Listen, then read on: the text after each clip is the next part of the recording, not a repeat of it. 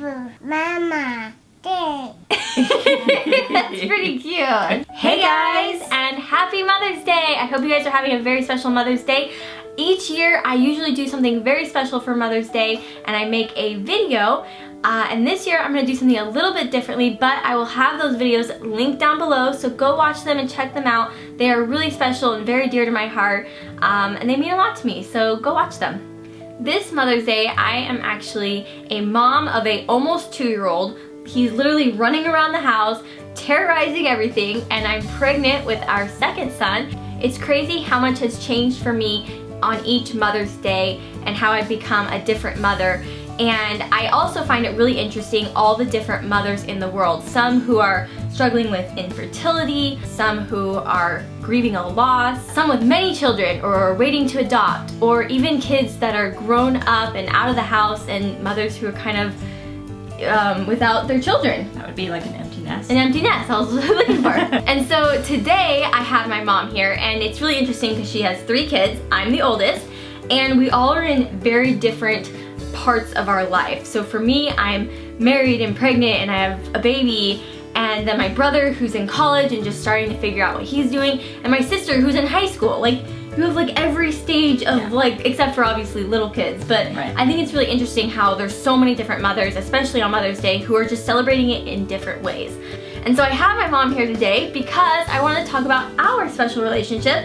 I find it really interesting and very fascinating how close we are, and I kind of want to talk about it. This is my mom, if you don't know who she is already. Hey! So as many of you know, I am very close to my mom. Actually, in fact, I'm very close to my dad as well, but it's Mother's Day, not Father's Day. So we'll talk about my dad later. We're definitely best friends. We talk about everything. Not only is she my friend though, she's my mom, and I respect her, and I respect her advice and her opinion, and we talk about things because, I mean, she is my mom, and I want her opinion because it means a lot to me. So I ask her things about Ollie and like parenting advice and stuff like that. I feel like there's a lot of key things that she did to help implement such a great relationship for us. But what's interesting is that she actually didn't have a great relationship with her mom. I wasn't really raised in a mothering kind of household. My mom wasn't really available emotionally or physically. She was, basically from my earliest memories, she was an alcoholic, and she lived with us until I was 13, but I don't have any real memories of her being a real mom. Would you say that you always wondered how you were going to mother your kids? Or how you would be an example when you didn't have that example? Not growing up. Growing up, I never even imagined being a mom. Oh, really? Like, I didn't, like, you dreamt of being a mom one day, and I had never had those dreams. Not until I fell in love did I go, oh, I think I want to be a mom. And then my dreams began. Yeah. So what do you think made you become such a good mom? Like, what was the key factor in that? Honestly, when I became a Christian, I went to church and I saw actual mothers. Yeah. I realized that there was something really interesting out there that I had never really experienced, and I wanted it. And so from that point, when I began to surround myself with other mothers, or with mothers, I wasn't one yet, I wanted to be like them. And so I began to actually try to learn. I actually learned how to be a mom. Yeah, so you had a lot of really great examples in your life to kind of learn. I remember you saying, like, you never really knew how to truly love until you met Dad. Like, he kind of taught you. He taught me how to love. I didn't really know what it was to love somebody. Yeah. I wasn't raised in a household where the word love really was said. There wasn't a lot of affection. And it's not that there was a lot of like hatred or anything. It just was a little bit, it was chaotic. It was like a chaotic household. So it is really interesting because she wasn't raised with the best example in her household, but she became a great example for her children. And I think it's cool because a lot of girls may not have that exact relationship, especially like we do, or even a great relationship with their mother, but they can still become great mothers and they can still have a great family. Right. And I think that's really neat. You don't have to be raised a certain way to have a great family. Yeah, I really feel very fortunate that I overcame that.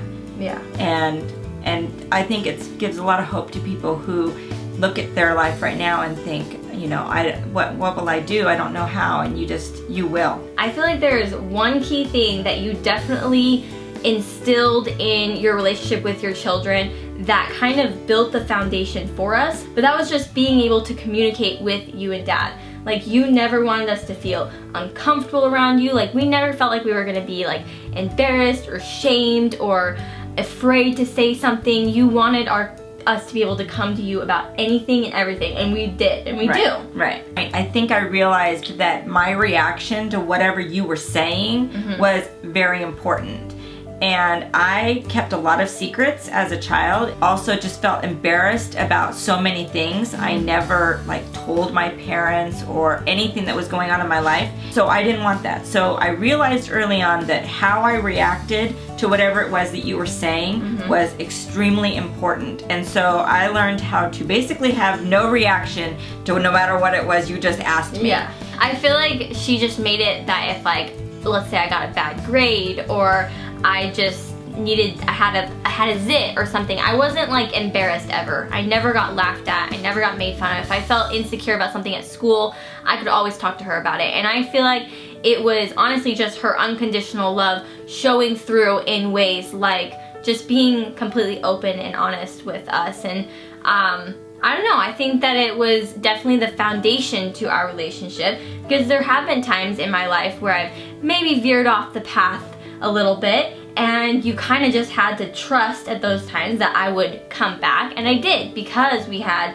that foundation. I knew in my heart what I was supposed to be doing and stuff, because I could always feel my mom's unconditional love for me, and I think it is so important. I feel like being a mom can be so complicated at times, or at least we make it complicated because we're so, detail oriented about the little things and how we're gonna handle certain situations, that honestly all that truly matters is just being able to prove your unconditional love to your child. And if you have that foundation for your child, they will feel that, and it's more than anything you could ever do. I feel like this can even apply to mothers who are struggling with infertility or loss, because especially someone with loss, you love your child and there's nothing that you can really truly do but love them, and they can feel that love.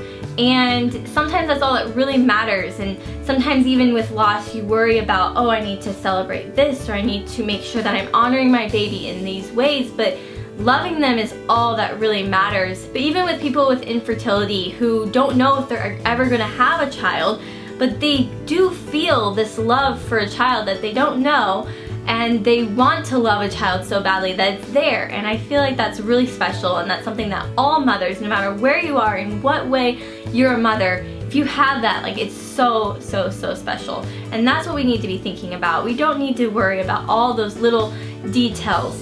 It's just about loving your kid. Right. Just love them.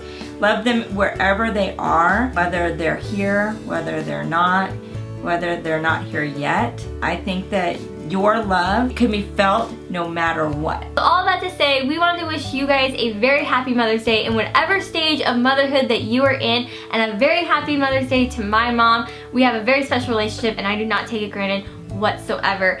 I hope you guys enjoyed this video, and check out my other Mother's Day videos if you haven't watched them yet. I'll have them linked below, and we'll see you guys in my next video. Bye!